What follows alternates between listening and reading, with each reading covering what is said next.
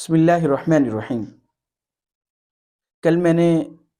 مرزا جہلمی کے حوالے سے بات کی تھی، تو آج میں دلائل کے ساتھ آپ کے سامنے یہ بات رکھوں گا کہ مرزا جہلمی کا طائفہ منصورہ یعنی وہ جماعت جو جناب نبی کریم صلی اللہ تعالیٰ علیہ وسلم کے زمانے سے قیامت تک وہ جماعت موجود رہے گی اور حق تعالیٰ کی تائید اسے حاصل رہے گی۔ پہلے میں آپ کے سامنے وہ روایت پڑھ کے سنا دیتا ہوں۔ یہ صحیح مسلم کی روایت ہے، آپ دیکھ سکتے ہیں، سرچ کر سکتے ہیں۔ لا تزال طائفة من امتی ظاہرین علی الحق لا یضرهم من خالفهم۔ اور دوسری روایت میں الفاظ ہیں لا تزال طائفة من امتی یقاتلون علی الحق ظاہرین الی یوم القیامہ۔ تو پہلی روایت میں یہ ذکر کیا گیا کہ لا تزال طائفة من امتی ظاہرین علی الحق لا یضرهم من خالفهم، کہ ایک جماعت میری امت میں سے ایسی رہے گی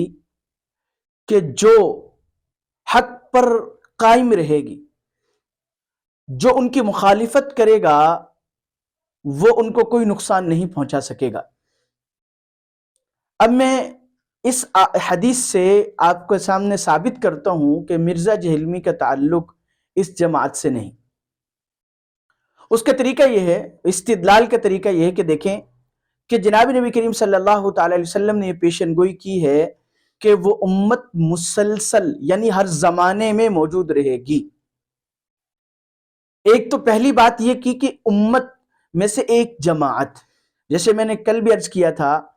کہ وہ جماعت کا اطلاق کم از کم 3 افراد پر ہوتا ہے اور زیادہ سے زیادہ یعنی بہت جتنے بھی افراد اس میں شامل ہو جائیں۔ اب مرزا جہلمی کہتے ہیں کہ پہلے بھی کوئی ایسا نہیں گزرا میری طرح کا، اور ان موجودہ طبقوں میں سے کوئی بھی میری طرح کا نہیں ہے، یعنی اپنے آپ کو پہلوں سے الگ کرتے ہیں۔ تو اس کا مطلب ہے کہ وہ جماعت جو جناب نبی کریم صلی اللہ علیہ وسلم کے زمانے سے چلی آ رہی ہے، یہ خود اس سے برات کا اظہار کر رہے ہیں، تو یہ ان کا اس جماعت سے کوئی تعلق نہیں۔ دوسری بات کہ وہ جماعت قیامت تک موجود رہے گی اور اس جماعت کو ملامت کرنے والوں کی ملامت کوئی نقصان نہیں دے گی، یعنی جناب نبی کریم صلی اللہ تعالی علیہ وسلم نے اس جماعت کے ہر دور میں موجود رہنے کی پیشن گوئی کی، اور یہ کہہ رہے ہیں کہ گزشتہ صدیاں جتنی بھی ہیں ان تمام صدیوں میں یہ علماء جو ہیں علماء سو بن کے رہے ہیں اور دین کو چھپاتے رہے ہیں، دین کی غلط تشریح کرتے رہے ہیں۔ تو اس سے بھی یہ ثابت ہو رہا ہے کہ یہ پہلوں سے جب ان کا تعلق نہیں ہے تو یہ اس جماعت منصورہ سے نہیں ہیں۔ البتہ یہ لا یضر من خالفہم سے ان کا ضرور تعلق ہے کہ جو مخالفت کر رہے ہیں ان کا اس جماعت سے تعلق ہے، ان لوگوں سے تعلق ہے جنہوں نے حق پر ڈٹی جماعت کے ساتھ مخالفت کی، ان کو نقصان پہنچانے کی کوشش کی، لیکن جناب نبی کریم صلی اللہ علیہ وسلم نے ساتھ پیشن گوئی کر دی ہے لا یضرہم، ایسے لوگ اس جماعت کو ذرہ برابر بھی نقصان نہیں پہنچا سکیں گے۔ وہ جماعت اپنا کام جیسے پہلے کرتی رہی ہیں ایسے ہی وہ کرتی رہیں گی۔ اس لیے اس سے ثابت ہوا کہ مرزا جہلمی کا تعلق طائفہ منصورہ سے نہیں۔ اب ایک شخص ہدایت پر نہیں، راہ حق پر چلنے والی جماعت سے نہیں، تو پھر یقینی بات ہے کہ وہ کسی نہ کسی درجے میں گمراہی کا شکار ہے، اور اس سے ثابت ہو رہا ہے کہ مرزا جہلمی کا تعلق کسی نہ کسی درجے میں گمراہی کی طرف جانے والی جماعتوں کے ساتھ ہے۔ اس کا کس درجے تعلق ہے وہ آپ ان کی باتوں سے سن کر لگا سکتے ہیں، اور مزید انشاءاللہ ہم اس پر جو ہے تحقیق کر کے آپ کے سامنے لائیں گے۔ دوسری دلیل، جناب نبی کریم صلی اللہ تعالی علیہ وسلم پر اترنے والا جو قرآن ہے، آپ صلی اللہ تعالی علیہ وسلم نے اس قرآن پاک کی جو تشریح کی اسے حدیث کہتے ہیں، اور الحمدللہ کہ مرزا جہلمی صاحب حدیث کو مانتے ہیں جیسے قرآن پاک کو مانتے ہیں، اور حدیث کے متعلق بخاری شریف کی روایت ہو، مسلم شریف کی روایت ہو، ترمذی کی روایت ہو، تمام کتب احادیث اس پر متفق ہیں کہ اگر سند نہیں ہے تو اس کا وہ حدیث معتبر نہیں ہے۔ حتیٰ کہ یہاں تک کہا گیا جس کا مفہوم یہ ہے کہ اگر سند نہ ہوتی تو پھر جس کے دل میں جو آتا وہ کر لیتا، یعنی سند بنیادی حیثیت رکھتی ہے حدیث میں۔ اور سند کس چیز کا نام ہے کہ بھئی کس نے کس سے پڑھا، کس نے کس سے پڑھا، کس نے کس سے پڑھا۔ جیسے صحیح مسلم ہے، صحیح بخاری ہے، امام بخاری رحمۃ اللہ علیہ اپنی سند روایت کرتے ہیں جناب نبی کریم صلی اللہ تعالیٰ علیہ وسلم تک کہ بھئی میں نے فلاں سے پڑھا، فلاں نے فلاں سے، فلاں نے فلاں سے، حتیٰ کہ صحابی کا نام آتا ہے، پھر تابعی کا نام، پھر جناب نبی کریم صلی اللہ تعالیٰ علیہ وسلم تک وہ سند پہنچتی ہے۔ اب مرزا جہلمی صاحب خود اعتراف کر رہے ہیں کہ میرا تعلق ان جو جماعتیں ہیں ان کے ساتھ نہیں ہے۔ اس کا مطلب ہے کہ سند ان کے پاس نہیں ہے، اور جس کے پاس سند نہ ہو تو جیسے محدثین نے کہا کہ بھئی جی سند ہونا ضروری ہے، ورنہ ہر شخص اپنی طرف سے کوئی بات گھڑ لے اور وہ کہہ سکتا ہے، یعنی اس کی بات معتبر نہیں، خلاصہ یہ۔ تو اسی طرح مرزا جہلمی کی بات کا بھی اعتبار نہیں ہے، اس لیے کہ اس کے پاس جی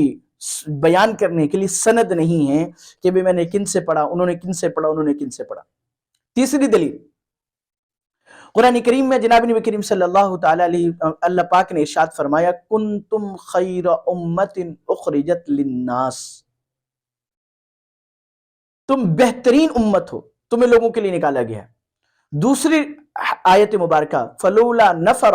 من کل امت فرقۃ منہم طائفۃ لیتفقہوا فی الدین ولینذروا قومہم اذا رجعوا الیہم لعلہم یحذرون، یعنی اس آیت کا مفہوم یہ ہے کہ ایک جماعت ہونی چاہیے کہ جو دوسرے لوگوں کو ڈرائے، دوسرے لوگوں کو دینی احکام سنائے۔ اب مرزا جہلمی صاحب کہتے ہیں کہ میرا تعلق علم سے ہے، یقیناً ان کا تعلق علمی اس سے ہے، لیکن بات یہ ہے کہ اس آیت میں یہ بتلایا جا رہا ہے کہ وہ اکیلا فرد نہیں ہوگا، وہ پوری جماعت ہے، اور ہر دور میں وہ جماعت موجود رہی ہے۔ اب مرزا جہلمی صاحب اگر یہ دعویٰ کر رہے ہیں کہ بھئی میں اکیلا ہوں، تو اس سے ثابت ہو رہا ہے اس آیت سے کہ یہ راہ ہدایت پر نہیں ہیں، یہ راہ ضلالت کی طرف جانے والے ہیں۔ اللہ پاک ان دلیلوں کو جو میں نے آپ کے سامنے رکھی ہیں، ان تمام دلائل سے ثابت ہو رہا ہے کہ بھئی جو جماعت حق پر ہوگی اس جماعت کا کنیکشن جناب نبی کریم صلی اللہ تعالیٰ علیہ وسلم تک مسلسل پہنچے گا۔ اگر جناب نبی کریم صلی اللہ علیہ وسلم تک مسلسل نہیں پہنچ رہا تو پھر وہ جماعت ہدایت پر نہیں ہے، ضلالت پر ہے۔ اس کی آخری بات میں عرض کر کے اپنی بات کو ختم کروں گا۔ اس کی دلیل جناب نبی کریم صلی اللہ تعالیٰ علیہ وسلم ارشاد فرمایا جی کہ میرے بعد مختلف جو ہدایت سے ہٹ کر فرقے ہوں گے۔ تو صحابہ نے پوچھا کہ ہدایت پر جو جماعت ہوگی اس کی پہچان کیا ہے؟ تو جناب نبی کریم صلی اللہ علیہ وسلم ارشاد فرمایا ما انا علیہ و اصحابی، جس پر میں اور میرے صحابہ ہوں گے۔ اب ادھر توجہ سے بات کو سنیے گا کہ اس روایت میں جناب نبی کریم صلی اللہ علیہ وسلم نے پہچان بتلائی کہ ہدایت پر رہنے والی جماعت کون سی ہے۔ تو یہاں پر علامہ ڈاکٹر خالد محمود صاحب رحمہ اللہ تعالیٰ ان کی قبر پر کروڑ رحمت نازل کرے، انہوں نے اس حدیث کو لے کر یہ بتلایا کہ بھئی اگر تم سے کوئی پوچھے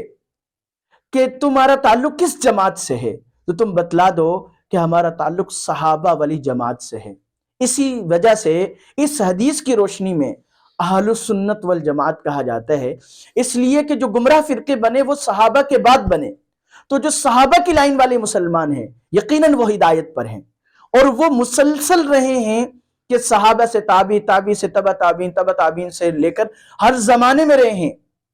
اور ان کے سند متصل ہے، قرآن پاک کے اعتبار سے ہو یا حدیث کے اعتبار سے ہو۔ اب جب مرزا صاحب خود یہ کہہ رہے ہیں کہ بھئی میرا تعلق ان بابوں سے کہ جنہوں نے جی دین کو چھپایا اور ہر دور میں، اور ان کے مقابلے میں 11 گزشتہ جتنی صدیاں گزری ہیں ان صدیوں میں کوئی نہیں آیا، تو اس کا مطلب ہے کہ مرزا صاحب خود کہہ رہے ہیں کہ میرا تعلق اس جماعت سے نہیں ہے جو ما انا علیہ و اصحابی سے ہے، اور الحمدللہ ہم دعوے سے کہہ سکتے ہیں کہ ہمارا تعلق اس جماعت کے ساتھ ہے جو ما انا علیہ و اصحابی ہے، اس لیے